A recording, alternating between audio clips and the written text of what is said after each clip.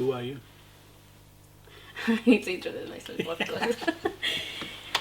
Hi, friends. I'm so happy to be in another episode with you. And also, I'm happy to be with Kim and that he can be with me in this time.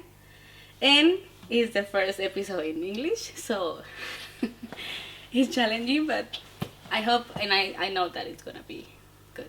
Yes, I have been here in Denmark and he has been my pastor, and that's why I invited you, because I have learned a lot of things from you, and yes, I just wanted to share time here with you. And yeah, so can you introduce yourself with all the people who are Yes, watching? my name is Kim, and actually tomorrow I'll be 57 years old. Yes. So it's my birthday. So I've been the local pastor here for 33 years, very soon. So God is good. God has been faithful. I'm married. I have 5 children, grandchildren. So God has been good. So that's who I am. My Yes. name is Kim. Yeah. Okay, I'm gonna ask you some questions, and we can start. What do you do in life? Well, you have already told that you are Yeah. leading the church. How did you find your purpose, and what is it? I'm raised in a Christian home, so I guess to some degree I've always believed in God. But when I grew up, I used to go to meetings, 2-3 meetings every week in the church, the Danish state church, together with my parents, especially my mom. And then when I was 14 years old, I was confirmed, so I received my first Bible. So from that day, I started to read the Bible every day, and I also prayed every day, the Lord's Prayer. And if I had any needs, I would tell God them. So that's what I did. But then when I became around 19, 20, I started to ask myself questions. I started to ask myself, what is the purpose of my life? Why am I here? Why was I born? There must be something greater than the life I'm living. And I had a good life. I had money, I had education, I had good work. I was doing my passion. I was playing football, soccer. But anyway, those questions, they started to bother me more and more and more, and I wanted to answer those questions. So I started to be part of a youth group. In that youth group, they spoke about you can know Jesus in a personal way, and I did not know him in a personal way. Nobody ever told me that I could be born again. Nobody ever told me that I could receive Jesus in my heart, so I did not understand what they were saying. But one day I was attending a big crusade with actually a South American evangelist called Louis Palau, and on the next night I went to a big meeting again there was an American evangelist, and I remember he was speaking about follow me, but I did not want to give up my life. So he said follow me. I remember he was preaching. He had no shoes on, I remember. He was no socks, and he was just standing there on the platform, and I was there with 5,000 people, and I wanted to run forward, but something inside of me said no, I want to find a wife or girl first. I want to finish playing football, and when I've done all these things, then I can give my life. Because my idea was that a life with God was not a very fantastic thing. So I stayed in my seat. The following year, in '86, I was on a trip to visit a friend in the UK, and in London, a morning. It was a Saturday morning at 24th of May 1986. I was very miserable, and this lady I was visiting there, she came to the place I was living, and she said, "How are you doing?" I said, "No, not very good." So she said, "Why?" I said, "Yeah, I'm confused. These things, these questions, I can't get any. I'm going home now." So she said, "Maybe we can pray together." So I said, "Yeah, okay." So we prayed, and she said, "You repeat after me." So I repeated after. I felt stupid. I felt it was like childish. So she said Jesus. I said Jesus. She said, "Forgive my sin." I said, "Forgive my sin. Come into my life. Live in my heart." I said, "Come into my life. Live in my heart." And then I started to cry, which was a big surprise for me. I cried and cried and cried and cried. And that day, when I finished crying after 15 minutes, long time, my life was changed. Wow. That's how it happened. And that same day, I felt the call of God to preach the word of God in the whole world. That's how it happened. And is that thing that you have been doing? Yeah. All these years? Since that time. I started immediately. How long? How many years? Since when I was 20. 37 years. 37 years. So that's how it happened. Yes. For me. And what makes your life worth living? I used to tell it like this. I mean, many boys, they have a dream about being professional football players. So very few they become. It was also my dream. And I can imagine those who achieve their goal or dream, they don't consider it to be work. They're doing their passion. And I feel like that. I feel like a professional football player every day. I do what I love to do. Okay. I don't hate Mondays. I love Mondays because that's a new week. Yeah. Yeah. Okay. Tell us one experience that caused you a before and an after in your life, and what did you learn about it? Of course, I know, and you have like told me One experience. Yeah. I mean, when God, He called me to that same day there, when I was born again and received the call of God to preach. My only problem was that I could never stand up in school or in front of just two persons and say something. I would just break down or cry. I mean, I just could not. The words, they were just not coming out. So I needed a miracle. So after a few months, I was testifying to everybody. I could easily speak one-on-one, but stand in front of people, it was impossible. So a few months after I was born again, that was in May, end of May, end of July, I signed off my job and I decided to serve God. So I was with a youth organization and we were going, I think it was in August, we were going to a church to sing and testify. But I could not testify, so I expected the others, they would do it. So that evening we were singing in front of the congregation and I was hiding in the back of the choir. So that was okay because I could not stand in front of anybody. It would be impossible for me. I'd be shaking and just, I could not do it.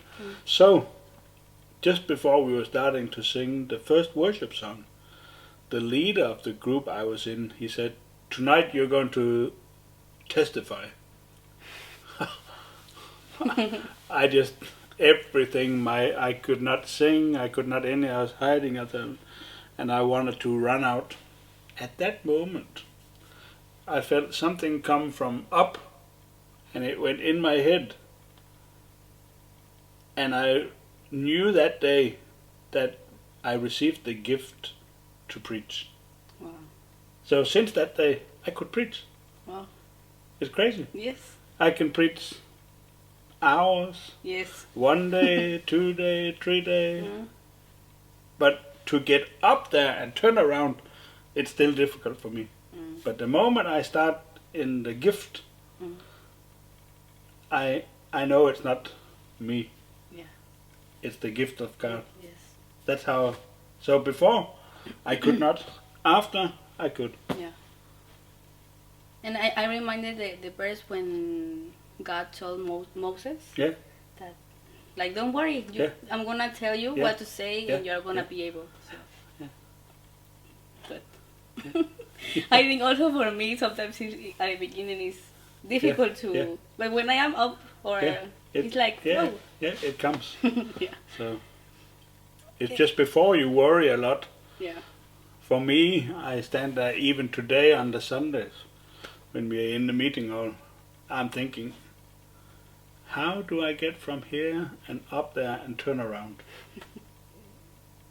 Can you imagine? Yeah. After more than 30 years preaching, I'm still nervous and afraid. Yeah. But the moment I turn around and I open the Bible and start the gift function. Yes. And I'm gonna change a little the questions, and I would like to talk about leadership. What do you think leadership is about? I think leadership is about serving.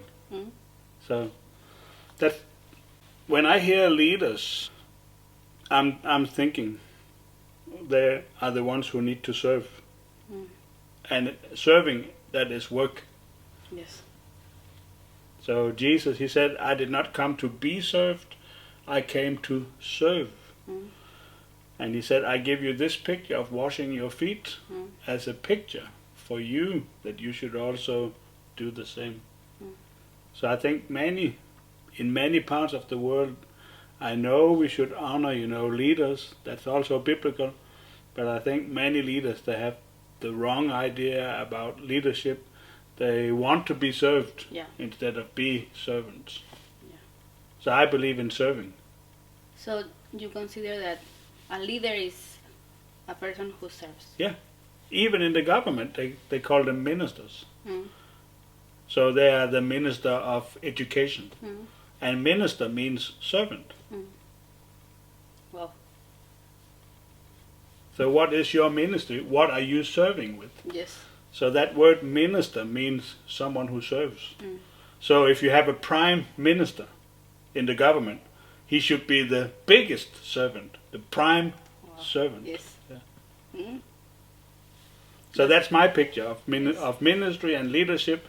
I'm the head pastor, so I should be the biggest servant in the church. Yeah. So that's what I do my best to do. Yes. No matter what people they come with, I will try to serve them. Yes. Yeah. And I have seen that. Yeah. Yeah. Well, thank you. The two last questions. Yeah. What would you say to your 20-year-old self? Do it again. What would you... Really? Yeah. A few things I would do different, but I would do it again. Yes. No matter what. No matter what. It's the best life. I could not imagine anything better than do what I feel He has called me to do. I'm fulfilled, I'm happy, I'm satisfied. The last one. Yeah. Do you have a life motto? A life motto? Maybe a prayer. Yeah, I have. Never quit. Okay. Never quit. Do not give up. That's my motto. Okay. I've always done that. In the beginning of when we started the church, Jill and I, Jill is my wife. So when we started the church, very few people, only my parents. I think my parents, they were only part of the church because nobody else believed us. So they felt sorry for me. So let's also be part. Well. So we were four of us, and I can still remember after we had opened the church and the first meeting hall we had. There was a good number of people at the inauguration.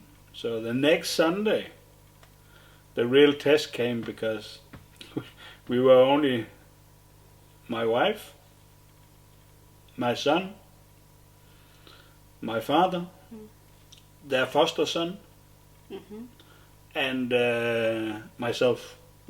We were the only ones in the meeting. Well. So there you think, okay, maybe we cancel today.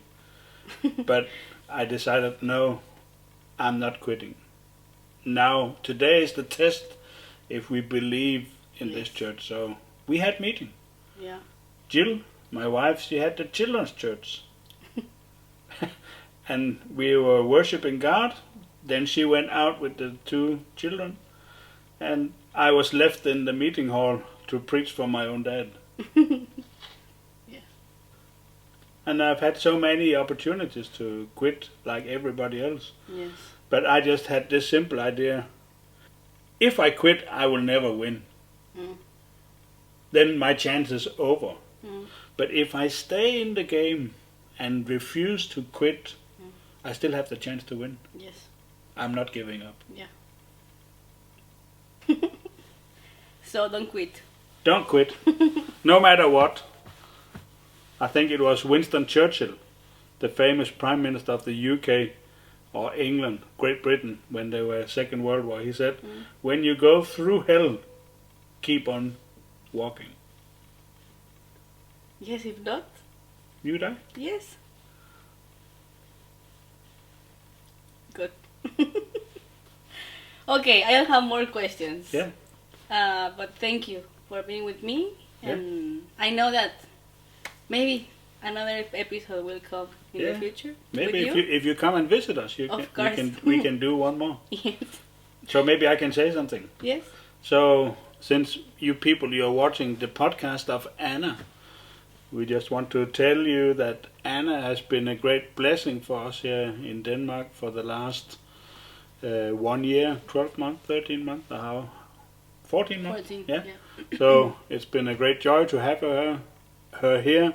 She's been serving with a willing heart, and she is adapting into the house. And even though for many of you, I know it will be strange for you that she calls me Kim, but so don't be offended about that. She's allowed to call me just Kim. So it's good to have young people like her, and hopefully also you who see it. And even if you're an older person like me, it's still not too late to serve God. So I just want to encourage you. And Anna, when she's leaving next week, we just say thank you for the month you have been here. It's been a great joy and a pleasure to get to know you. So we know that you are like a boomerang. Yes. Being thrown out there and coming back. So of course. we believe in the future we will see you like a boomerang going out and coming in, going out, coming in. So God bless you. Thank you. Thank you. And I think that's all. So wait for more episodes and see you next time. Goodbye.